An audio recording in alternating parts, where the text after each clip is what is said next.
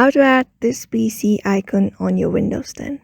Hey everybody, welcome back to our channel. In this video, we are going to show you how to add this PC icon on your desktop. So without any delay, let's just get started with that video.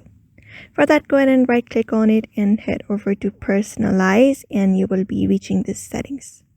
Once you're here on this left tab, go ahead and click on themes.